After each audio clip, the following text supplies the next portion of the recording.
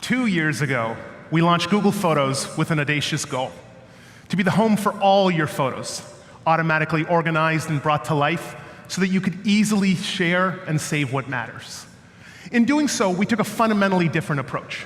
We built a product from the ground up with AI at its core. And that's enabled us to do things in ways that only Google can. Like, when you're looking for that one photo you can't find, Google Photos organizes your library by people, places, and things.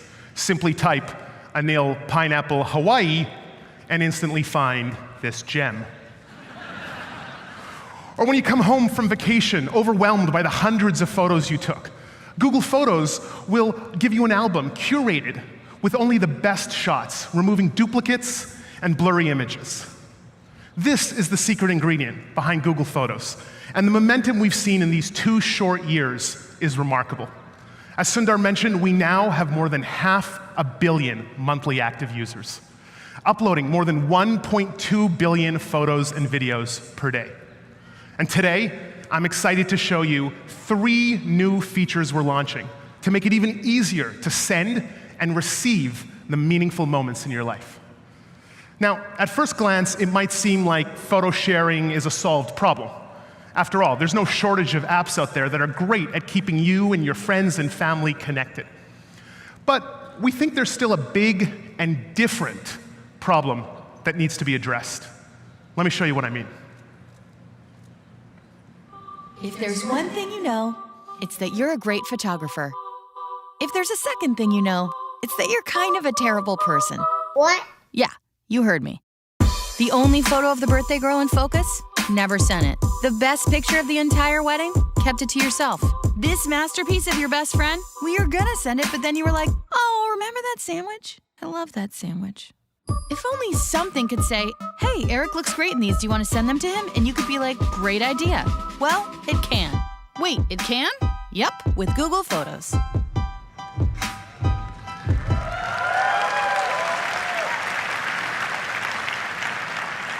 So today, to make us all a little less terrible people, we're announcing suggested sharing. Because we've all been there, right? Like when you're taking that group photo and you insist that it be taken with your camera, because you know if it's not on your camera, you are never seeing that photo ever again. Now, thanks to the machine learning in Google Photos, we'll not only remind you so you don't forget to share, we'll even suggest the photos and people you should share with. In one tap, you're done. Let's have a look at suggested sharing in action. I'm once again joined on stage by my friend and Google Photos product lead, David Lieb. All right, so here are a bunch of photos Dave took while bowling with the team last weekend. He was too busy enjoying the moment, so he never got around to sharing them. But this time, Google Photos sent him a reminder via a notification and also by badging the new Sharing tab. The Sharing tab is where you're going to be able to find all of your Google Photos sharing activity, and at the top, your personal suggestions based on your sharing habits and what's most important to you.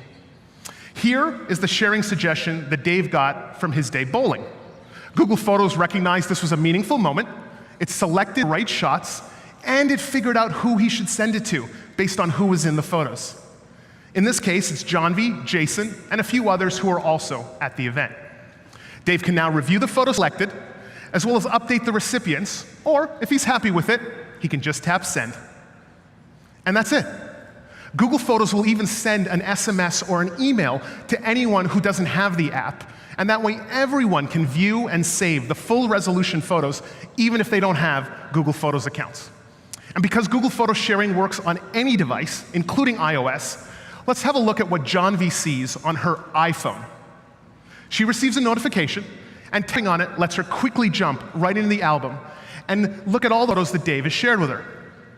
But notice here at the bottom, she's asked to contribute the photos she took from the event, with Google Photos automatically identifying and suggesting the right ones.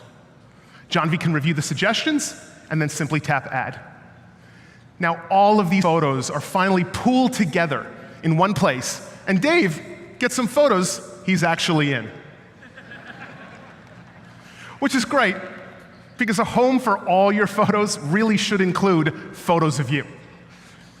Now, even though suggested sharing takes the work out of sharing, sometimes there's a special person in your life who you share just about everything with. Your partner, your best friend, your sibling. Wouldn't it be great if Google Photos automatically shared photos with that person? For example, I would love it if every photo I ever took of my kids was automatically shared with my wife. And that's why today we're also announcing shared libraries.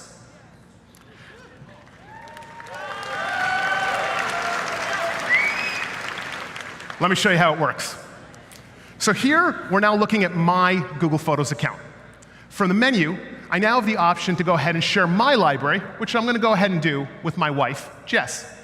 Importantly, I have complete control over which photos I automatically share. I can share them all, or I can share a subset, like only photos of the kids, or only photos from a certain date forward, like when we first met. In this case, I'm going to go ahead and share all. We did not meet today. And that's all there is to it. I've now gone ahead and shared my library with my wife, Jess. So let's switch to her phone to see what the experience looks like from her end. She receives a notification, and after accepting, she can now go to see all the photos that I've shared with her. We can access really easily from the menu. If she sees something she likes, she can go ahead and select those photos and save them to her library. We'll even notify her periodically as I take new photos. Now, this is great, but what if Jess doesn't want to have to keep coming back to this view and checking if I shared new photos with her? She just wants every photo I take of her or the kids to automatically be saved to her library, just as if she took the photos herself. With shared libraries, she can do just that, choosing to auto-save photos of specific people. Now, anytime I take photos of her or the kids, without either of us having to do anything, they'll automatically appear in the main view of her app. Let me show you. Now, I couldn't justify pulling the kids out of school today just to have their photo taken, but I do have the next best thing. All right. Let me introduce you to Ava and Lily. All righty here. So I'm going to go ahead, take a photo with the girls. Smile, kids! Ah, fantastic. And since this is too good of an opportunity, I'm going to have to take one with all of you here, too, all right? There we go. Woo! Brilliant. All right. Okay, so thank you, girls. Much appreciated. Back to school we go. All right. So, using nothing more than the standard camera app on my phone, I've gone ahead and taken one photo with my kids and one photo with all of you here in the audience. Google Photos is going to back these two photos up, it's going to share them with Jess, and then it's going to recognize the photo that has kids in them and automatically save just that one to her library, like you can see right here.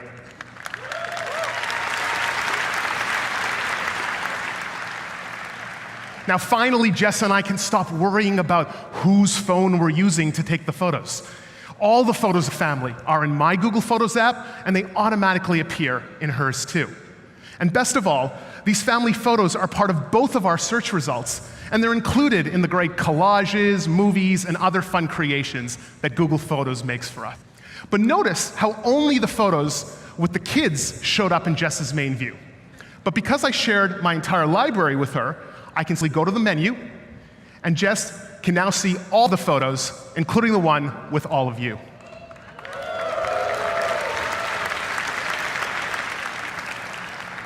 And that's how easy sharing can be in Google Photos. Spend less time worrying about sharing your memories and more time actually enjoying them. Suggested sharing and shared libraries will be rolling out on Android, iOS, and web in the coming weeks. Finally, we know sharing doesn't always happen through apps and screens. There's still something pretty special about looking at and even gathering around an actual printed photo. But printing photos and albums today is hard. You have to hunt across devices and accounts to find the right photos, select the best among the duplicates and blurry images, upload them to a printing service, and then arrange them across dozens of pages. It can take hours of sitting in front of a computer just to do one thing. Thankfully, our machine learning in Google Photos already does most of this work for you, and today we're bringing it all together with the launch of PhotoBooks. They're beautiful, high quality with a clean and modern design, but the best part is that they're incredibly easy to make, even on your phone. What used to take hours now only takes minutes. I recently made a book for Jess on Mother's Day, and let me show you just how easy and fast that was. First, thanks to unlimited storage, all my life's moments are already here in Google Photos. No need to upload them to another website or app. Now, my favorite way to start a book is to use people search. Since this is a Mother's Day gift, I'm going to simply find photos of Jess, Ava, and Lily. There they are. All right.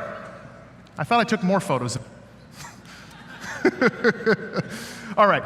So why don't we just go and pick another set of photos? Dave, if that one's not coming up, it'll be a fun Mother's Day gift for her. She'll get a different surprise. So I'll select a bunch of photos here. And the good news is, I don't have to figure out which are the right photos and which are the good ones, because this is where Google Photos really shines. I'm just going to go ahead and hit plus, select Photo Book. I'm going to pick a hardcover book. We offer both a soft cover and a hardcover. And notice what happens. Google Photos is going to pick the best photos for me automatically suggesting photo for this case. How awesome is that? And it's even going to go ahead and lay them all out for me. All that's left for me to do is make a couple of tweaks, check out, and in a few days, I'll end up with one of these beautiful printed photo books.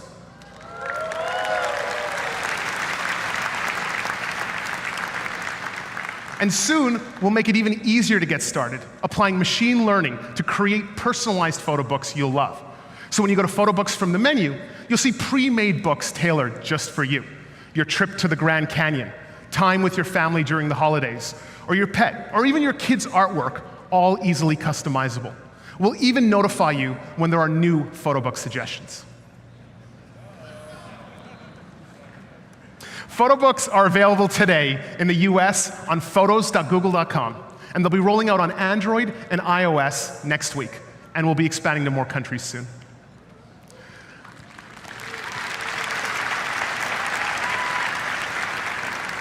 I am really excited about this launch, and I want all of you to be the first to try it out. And that's why everyone here at I/O will be receiving a free hardcover photo book.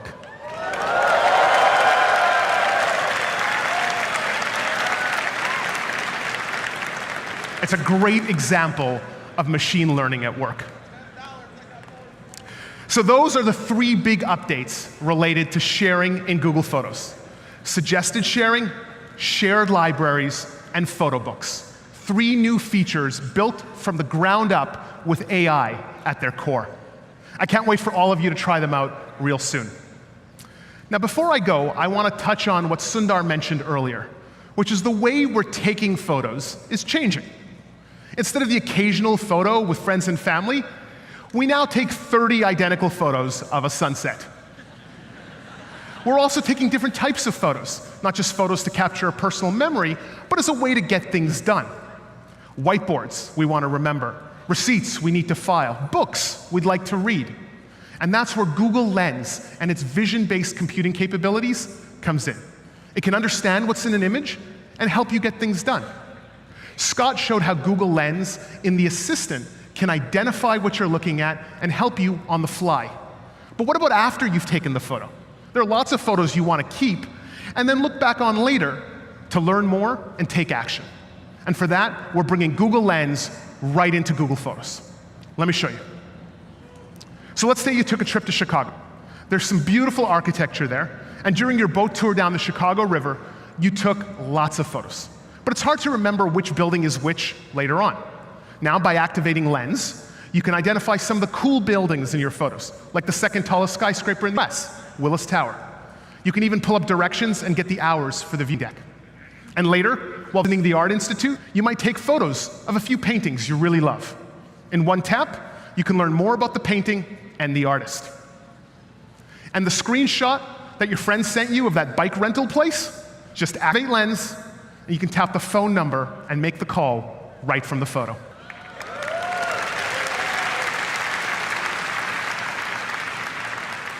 Lens will be rolling out in Google Photos later this year and will be continually improving the experience, so it recognizes even more objects and lets you do even more with them. And those are the updates for Google Photos.